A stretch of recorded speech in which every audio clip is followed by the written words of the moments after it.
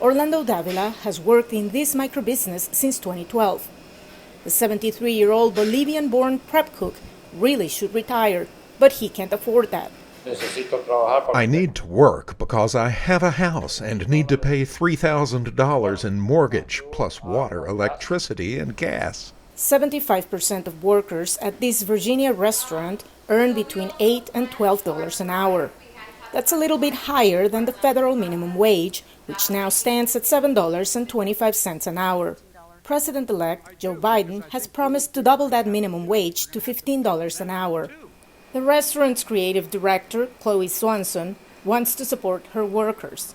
She knows the cost of living has gone up over the years, but she agrees with President Donald Trump and Senate Republicans who say boosting wages puts businesses under stress. Because you realize that you have to have some major budgetary cuts, perhaps even just staffing cuts. I do believe we are overdue for a minimum wage raise. I think it's something that should be done incrementally. A bill to do just that is stalled in Congress, thanks mainly to differences between Republicans and Democrats. It would gradually hike the pay floor to $15 an hour by 2025. In the meantime, 7 states already have or are moving towards a $15 minimum.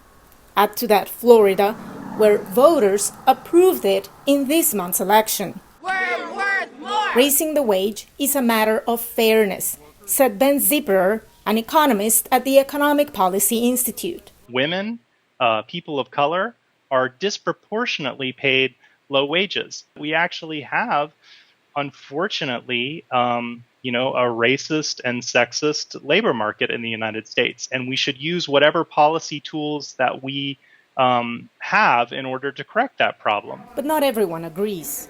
Adnan Hamidi, owner of a cupcake shop, calls it government interference. Invest in programs that are able to help them. How about grow the person versus mandating someone to deplete a payroll, basically? The Congressional Budget Office estimates that raising the federal minimum wage by 2025 could boost wages for some 27 million workers, but also cost 1.3 million jobs. Whether Biden can break the stalemate in Congress may hinge on a critical January election in the state of Georgia. 2 U.S. Senate seats are on the ballot. The outcome will decide whether Democrats can win control of the Senate in addition to the House. There are smaller things that can be done through presidential actions or executive orders, but an economy-wide change in labor law requires congressional approval. Low-wage workers like Natalie Pugmire, a beauty salon tech, are hopeful. It shouldn't be such a struggle to be at the bottom of the ladder.